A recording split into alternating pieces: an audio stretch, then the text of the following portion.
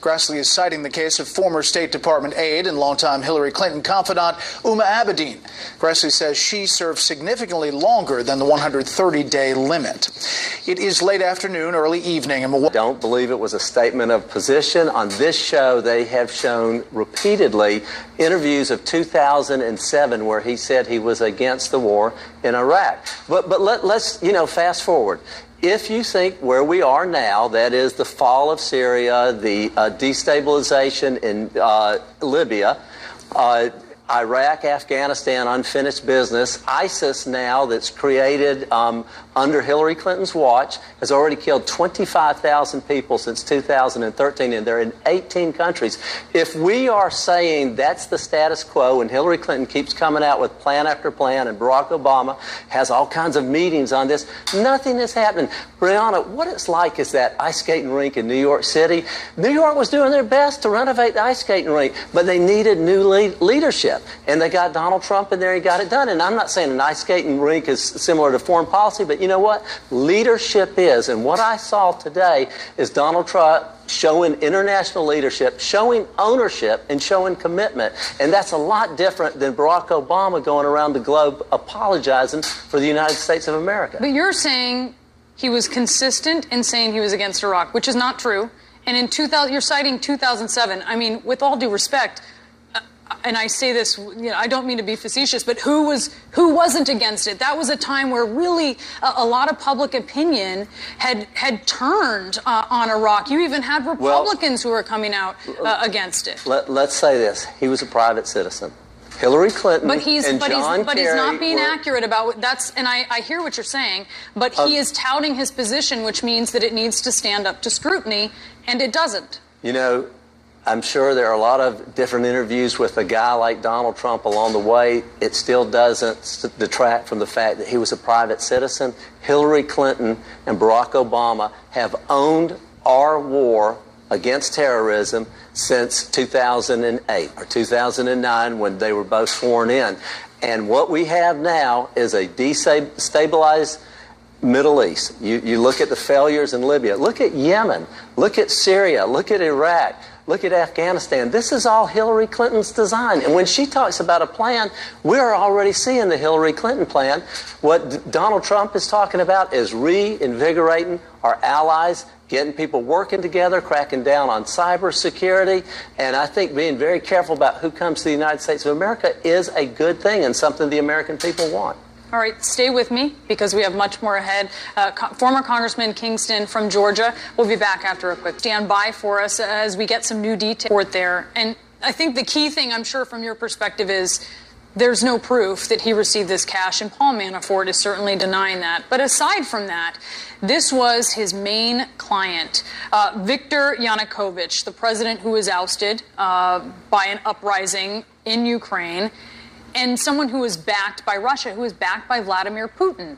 Does that concern you, that this is sort of coming to light, especially as Donald Trump deals with the sort of allegations that he admires Vladimir Putin, that this is unseemly? Well, let's say this. In a campaign, there's all kinds of things that are swirling around. It's sort of become a food fight, if you will. He has said he never worked for Ukraine or the Russian government. He has not received any But he worked illegal... for the party. I mean, that's like someone saying, I didn't work for the U.S. government, but I worked for the Republican Party. Well, if we're going to start resurrecting things, let's talk about things that we know far more of, and that is the Clinton Foundation cash. And by the way, who was it that had the infamous press conference resetting our relationship with Russia? And who was it who really lost Crimea? It was Hillary Clinton as Secretary of State. She was the one who started playing footsies with the Russians again. She was the one that when they were down, their economy was down because of oil prices, ran to their aid. So if Hillary Clinton wants to bring up Russia and try to wrap Putin around Donald Trump, bring it on, because we're glad to talk about it, because it was the Obama-Clinton administration who resurrected Russia and Putin. Congressman, Donald Trump has been encouraging his supporters. He actually spoke to them in Pennsylvania, and he said, you should be on the lookout for voter fraud on Election Day. I want you to listen to what he said on Friday. The only way they can beat it, in my opinion, and I mean this 100%, if in certain sections of the state they cheat, okay? So I hope you people can sort of not just vote on the 8th, go around and look and watch other polling places and make sure that it's 100% fine. Because without voter identification, which is shocking that you don't have it. Many states it gets approved, and some states they don't get approved. Voter observation, and he's recruiting volunteers to do this. It sort of feels almost like a corps of observers that he's trying to recruit. Some people say this is not too far, or this gets a little too close to the idea of voter intimidation, which is illegal. That is absurd. I've been on the ballot for over 30 years in the state level and on the federal level. I always wanted people to be poll watchers because you never know, particularly in precincts where they don't have voter ID.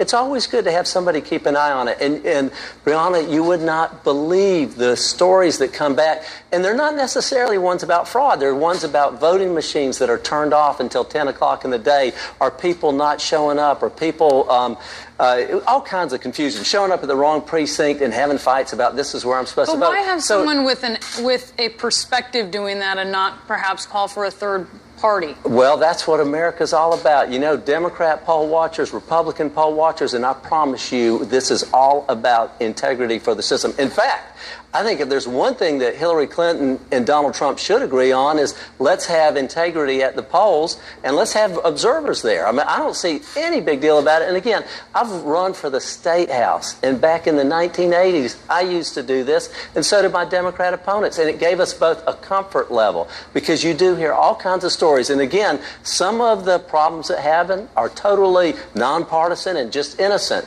but other times you just want to make sure you have an eye on things. He is talking about cheating in Pennsylvania. We're still quite a ways out now, a little less than 3 months from the election. Does he have a reason to believe there's going to be voter fraud? I mean, some people are looking at this and they're saying it's almost like someone who's building a reason for why he might lose in case he does. Why does he think that there's going to be voter fraud? Well, there was a report in 2012 about voting irregularities in Pennsylvania, and they weren't really bad ones, but there was about voting confusion, and it was a nonpartisan government report, if you will, 2012. So I think what he's saying to our people is, look, let's all plan to go to the polls. Let's keep an eye on them, make sure nothing happens during the day. Congressman, thank you so much. Really appreciate you being here. And just ahead, Donald Trump stumbles and the battleground state map shifts.